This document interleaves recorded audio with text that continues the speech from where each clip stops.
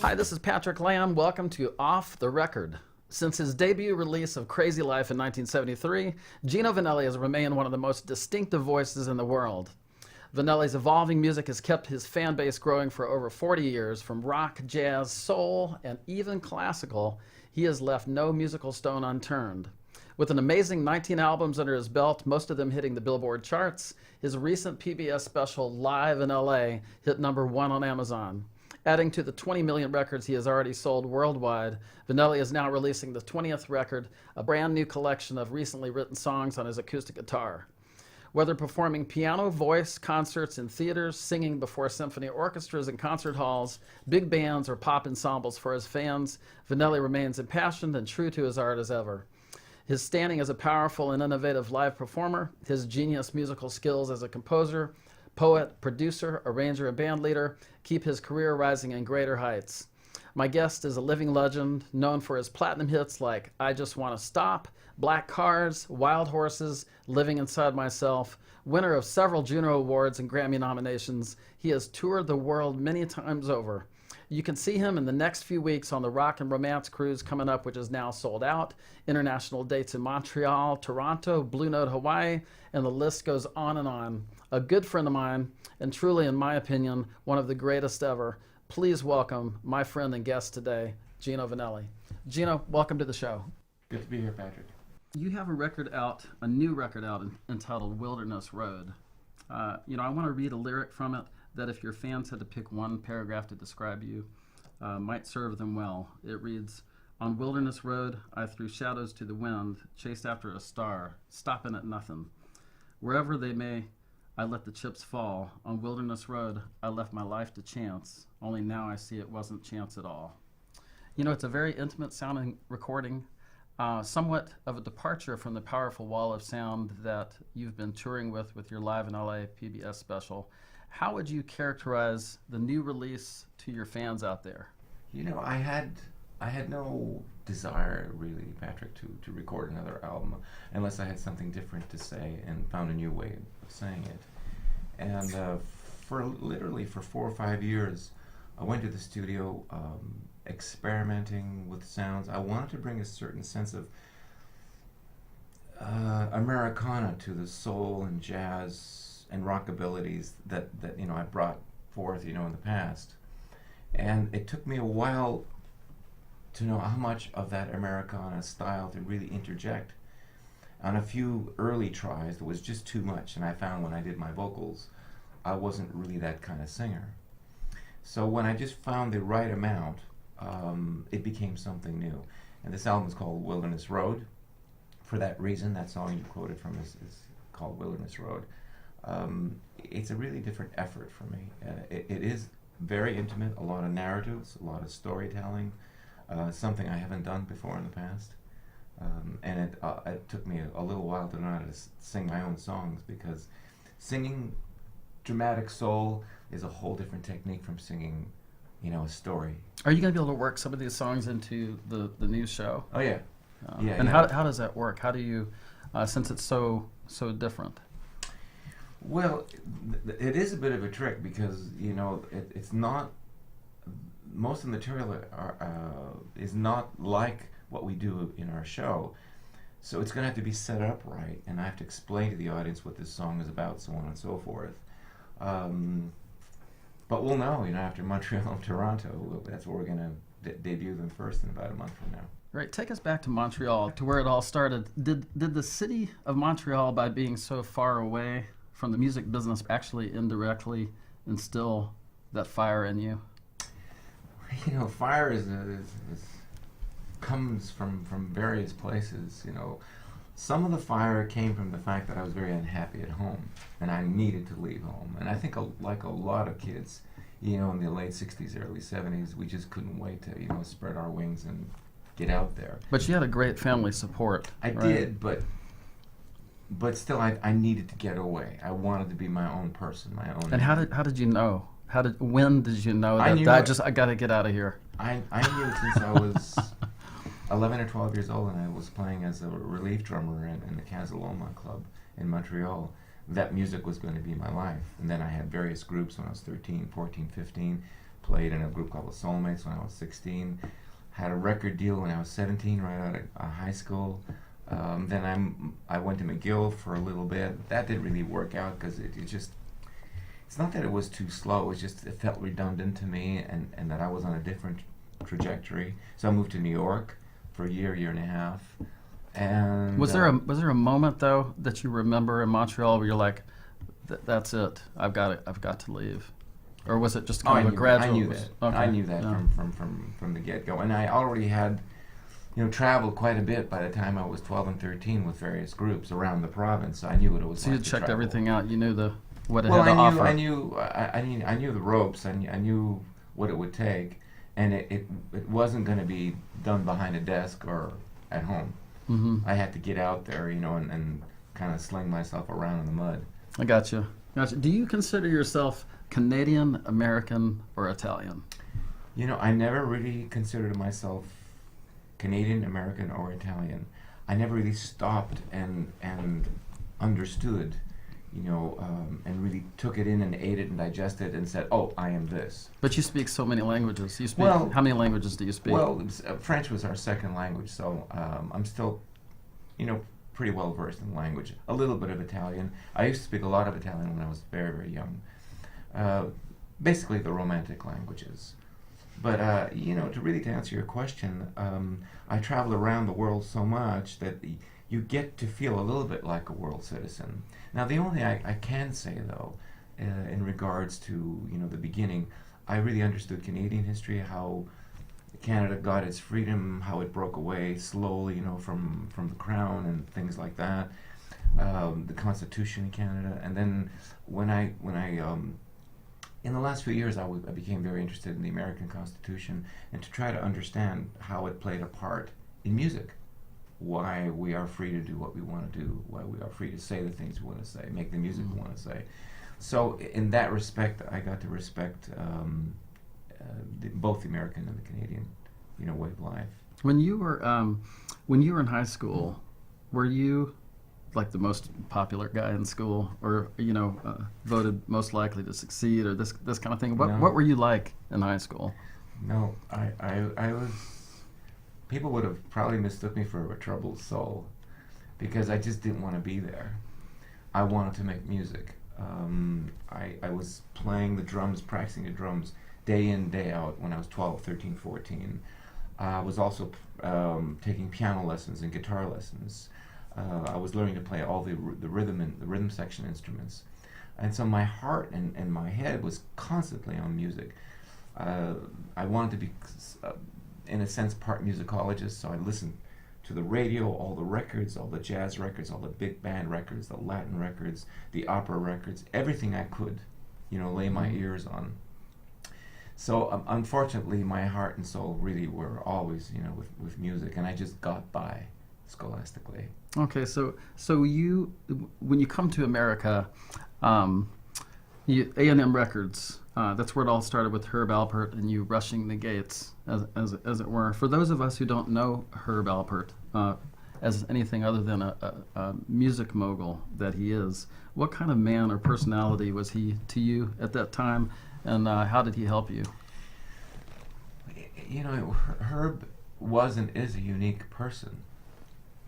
He, yes, he was a tremendously influential music mogul in the sense that he was the A of A&M Records, which was the biggest independent label of the time. And they had a lot of great groups, including Joe Cocker, Cat Stevens, the Carpenters, Sergio Mendes, Quincy Jones, the list went on. The largest people in show business. Really, yeah. Even George Harrison made a deal with them. So, the first time, upon meeting Herb the first time, I knew he was a different guy, and he wanted to work with me personally. He was a musician, and yet he was in control of a very large record company. Did he guide you, or did he kind of just let you do Yes, your he own did. thing?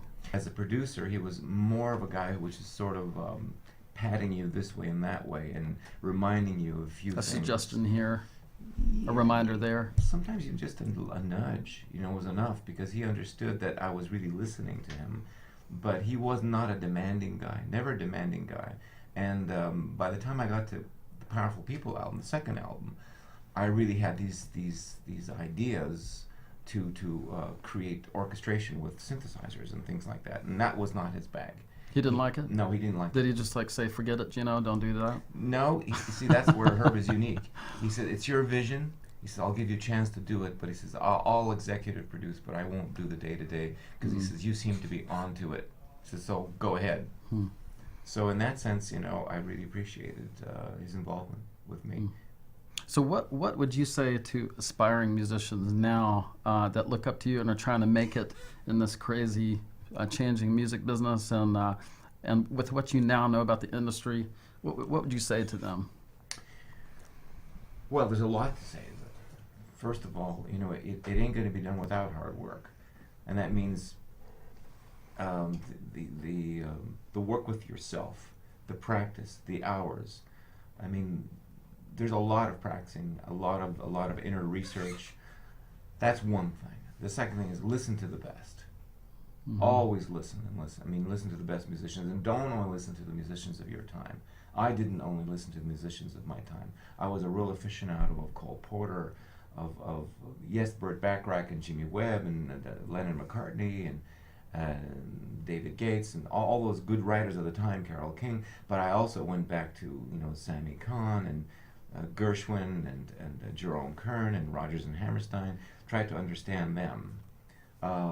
So work with the greats only just to continue. Well, if you don't work with them, at least listen to them and try to dissect them and try to understand how they got to where they're going to. And that's one thing. And second of all is see your career as a long-term thing. You know, yes, I mean, have the urgency to try to get it done as soon as possible. But you know, if you as a young man at 21 or 22 years old, I did see my career way into my 50s and 60s and possibly 70s, because I knew it would take me that long to get really that good. So it's a long throw. It's really not a lot of people, a lot of kids these days are looking for the short throw. They want that immediate hit, and then once they get it, they don't know what to do. I admire my audience that I played before, and I don't take them for granted. And I know that they, in a sense, trust me, you know, to be really diligent and to look for something that's different and excellent and all those things that kind of made me who I am. And to really follow up on that trust is really, really important. So that's another thing I would tell aspiring young musicians, is to earn your audience's trust. You know, you've pushed yourself over the years to explore different genres, you know, and your different records reflect that. You've talked about reaching a turning point in your life where you had to make a choice between commercial success or authenticity. Was there a day that you can remember when you said, you know, I'm not doing this, I'm doing that, and took that first step out on the proverbial wilderness road? You know, it happens all the time. I mean, it happened even at the age 22, 23, when I handed in an album called Storm at Sunup to A&M Records. Herb didn't like it at the time, and Jerry Moss, the other part of A&M, the M of A&M, he wasn't really wild about it too. But I knew it was a good album. You believed in it. I believed in it. I thought it was my best work to date. I had only done 2 albums since then, but I thought it was my best record. And I said, I'm going to go out and tour, and I'm going to promote the album. Please put it out. And they really admired my passion, so they put it out. And a year later, when I was recording just at the Gemini in England with Jeff Emmerich, the engineer who did all the Beatles stuff, I remember Jerry Moss came to me and said, you were right, you know, we were wrong. The album is just about to go gold. And it didn't have a single or anything like that on it. So it's not that I had supervision or anything like that, but I just had an inkling. I just had an instinct that was the right thing. You believed in it, and they believed in you. Well, they got to respect me a little bit more after you sold your first 500,000. Yeah, of course. But you know, sometimes you have to take a shot, you know, on yourself. And I believe that was really my best record to date, and it's still a good record. I still play some songs from it, and people still do like many things on the record.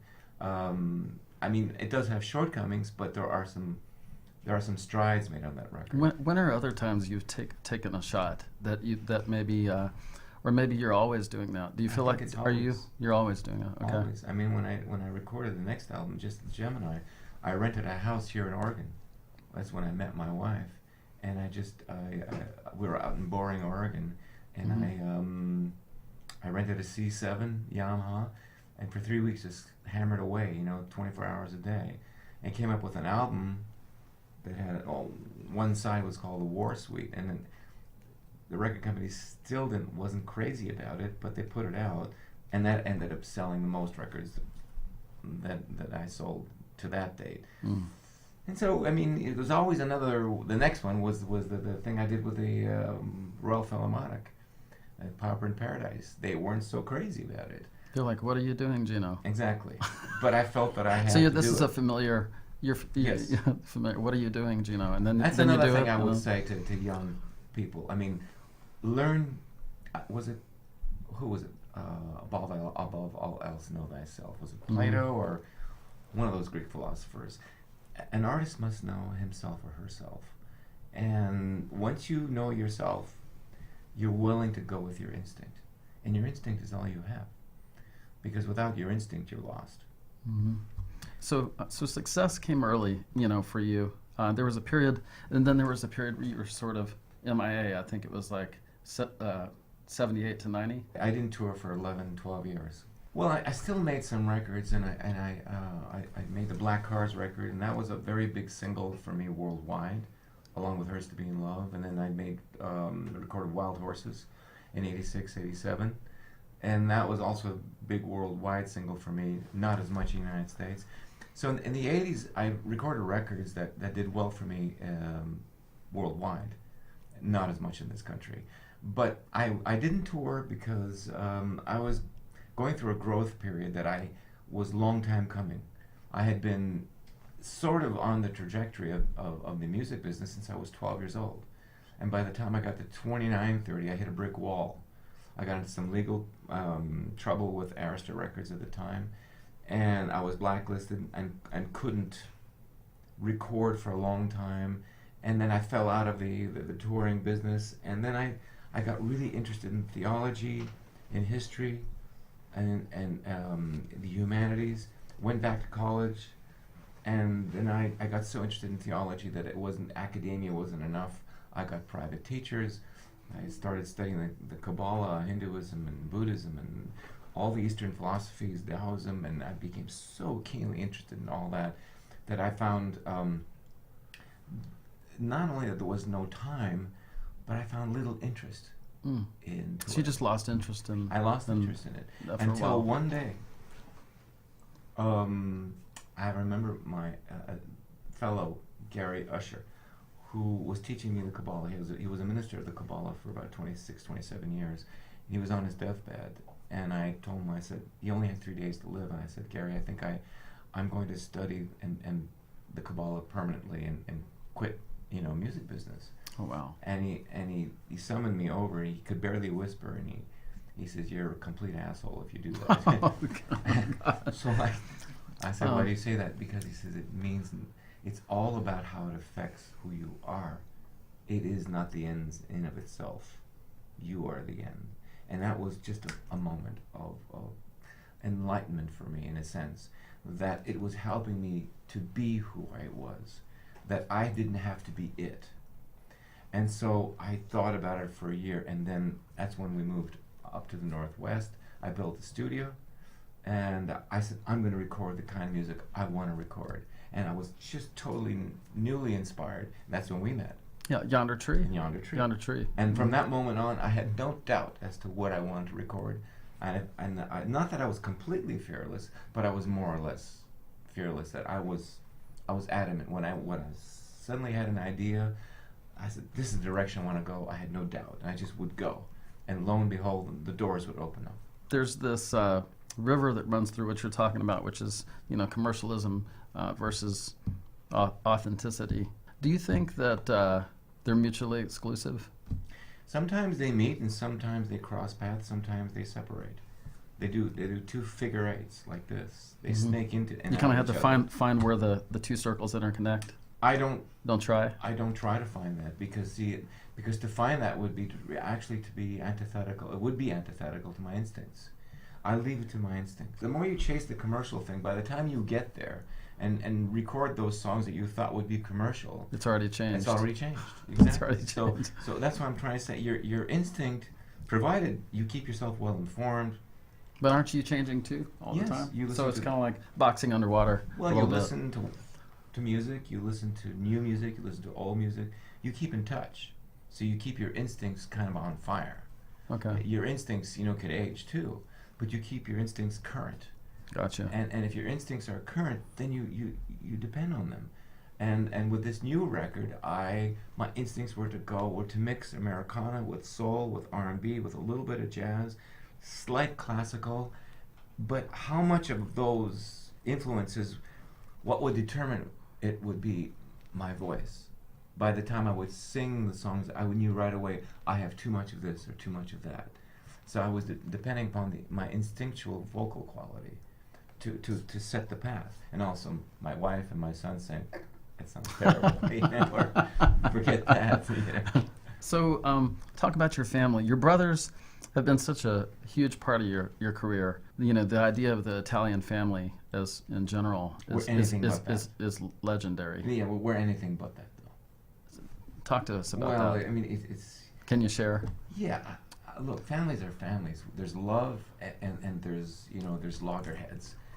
Every family has that, Just because we're an Italian family doesn't mean that, we're in love with everything everyone does all the time. I mean, that's just the way it is. But I do have great relationships with all my family, my brothers. But you have to know where the boundaries are, because we're individual people. I've been reading some of your lyrics anew the last few days. People I belong to. Reading one of the verses that struck me. It goes like this: "Oh, my brother, when he was a schoolboy, he gave up all his dreams to take on mine. Oh, my brother, now I have me one other. The things we've said, the things we've done, stay in my heart since I was young." Is that about Ross? Ross was a 13 or 14-year-old bass player in my band, and Joe was my older brother keyboardist. So we were really intertwined. Is this a love song for your family? Well, of course it is. I mean, people I belong to it really is one way of saying those people will always be in your heart. How did your family support you, like very early on? Do you think that was a pivotal thing, or do you think you were just, ready to rock and roll, like since you came out of my out of mother the womb? didn't want me to move to New York, and my father said, "Let him go." That was about it. Moving forward, when you became, a pop legend, you really started to make it, and you became incredibly famous. How did you deal with all the praise? Fame is like being in the eye of a hurricane. All this stuff is happening around you, and it's awfully quiet where you are. It's interesting because you're observing all these things going on, but it's awfully quiet. You're in these crowds of people, and everyone's saying this and saying that, but It's like a movie. You still go off to your room at night, and your bed is there, and you're lonely, and you go to bed, and you're all alone. I mean, I think it's learning how to deal with the juxtaposition of the chatter and the silence. Most of us have maybe a little bit of chatter and some silence, or a lot of silence and a little bit of chatter.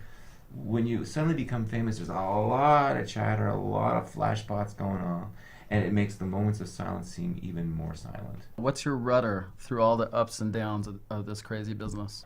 There's a few lines in the book of the Tao, which is an old Chinese book written by Lao Tzu 2,500 years ago. Basically, all paraphrasing, your roots, the top branches, as high as they go, they can only be supported by deep roots. And so, for me, I do as much inner work as I do outer work.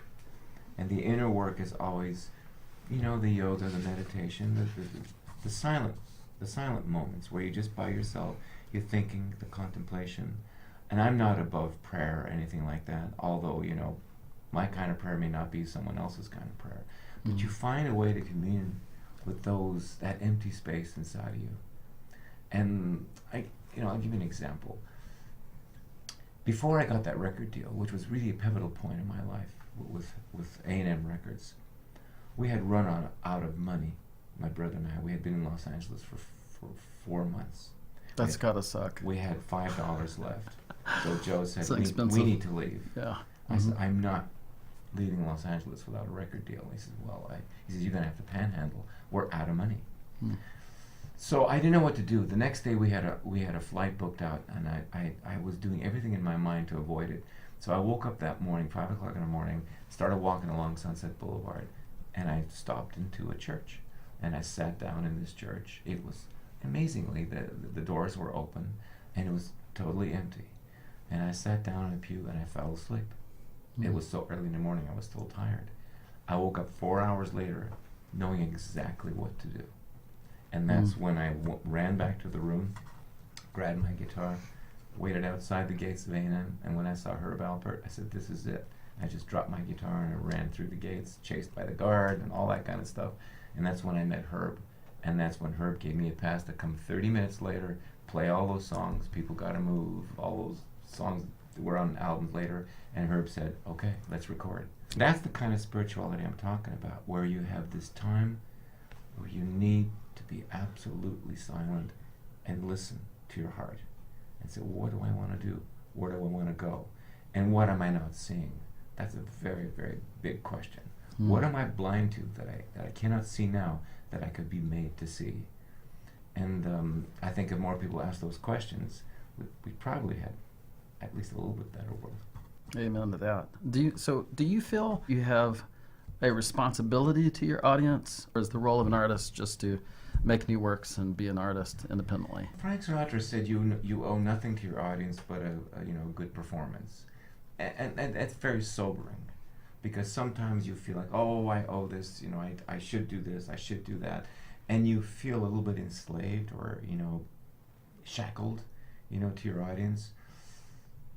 I don't exactly feel like I only owe a good performance, because truth be told, I like actually communing with my audience. I like talking to people, see where their lives are at. I like them asking me questions about my life, where it's going. So I don't feel an outright responsibility, but I could say I feel an interest. In 1980, you were signed to Arista Records with Clive Davis, and the record company engaged in a long battle of creative wills. I read where you are quoted as saying, there comes a day when an artist has to make a hard choice between two roads that lie ahead, knowing full well that the one he knows to be right will lead to a dark forest leastways for the foreseeable future. Comes a time when success must be measured by a different yardstick. What was the yardstick in the 70s, and what is it now? In the 70s, it was making the music I wanted to make, and I was very fortunate. When I signed with Arista, I'd come off a double platinum record, Brother to Brother.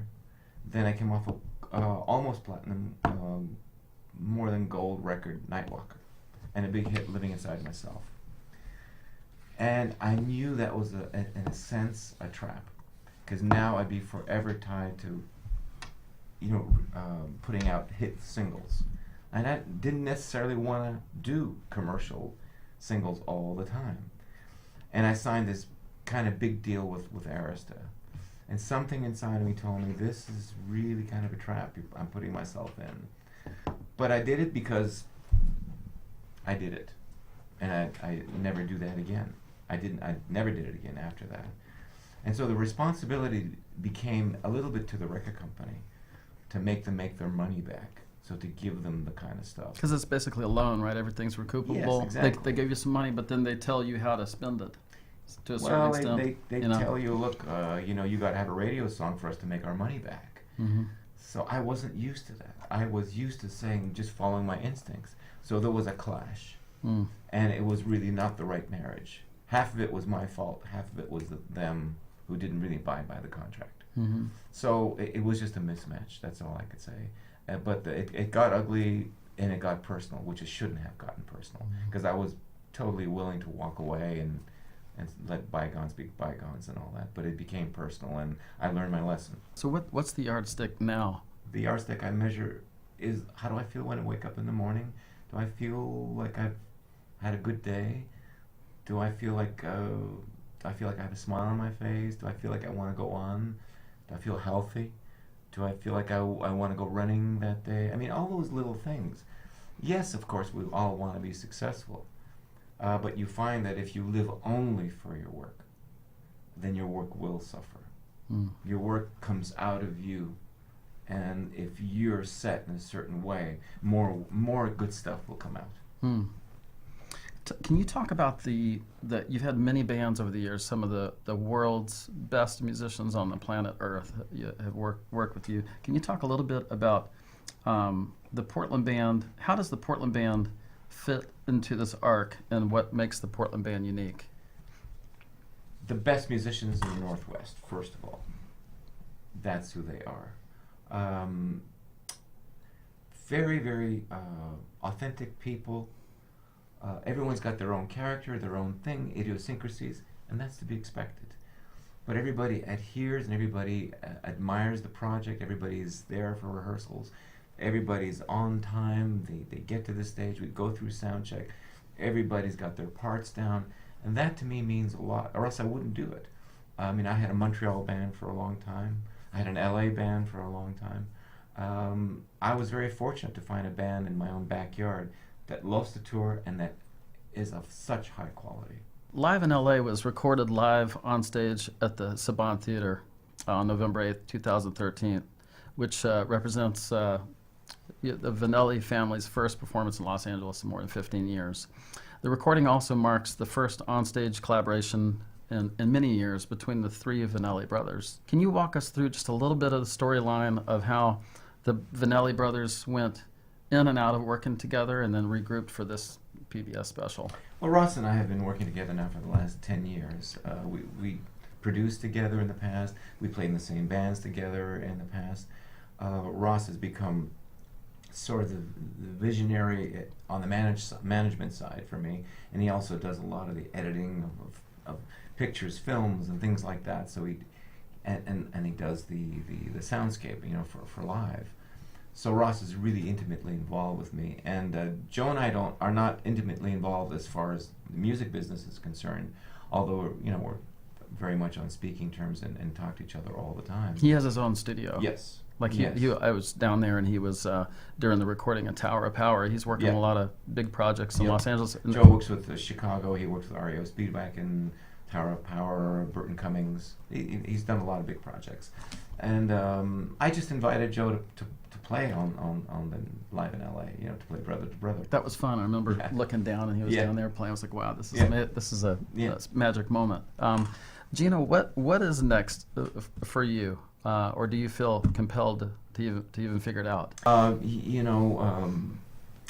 The record company just informed me yesterday that one of the songs on the new record is going to be picked up by iHeartRadio. 100 stations are going on it and all that, and that's kind of fun. I haven't been on radio at that level for a while now. Yeah, radio play, some radio play my older stuff, but it's kind of fun to see some new stuff that was just basically just a glimmer in my eye just 2 years ago. Universal is gotten behind it big time. Yeah, right?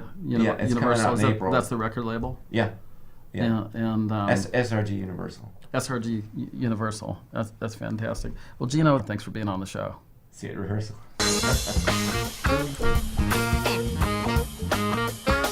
Hi, I'm Patrick Lamb. Thanks so much for watching Off the Record. If you'd like today's interview, please make sure to hit the subscribe button. I'll be releasing new episodes in the upcoming months featuring more of the amazing people I've had the honor of working with over the years. And I've worked with some of the greats. I also want to give a quick shout out to the studio at North Rim where I produce Off the Record. They have a fantastic team here with all of the gear you need to do it right. So if you want to do a show of your own, go to northrimstudios.com and check it out. So again, thanks for watching. And be sure to check out my Facebook and Instagram page. Lots of great stuff to come. See you next time on Off the Record.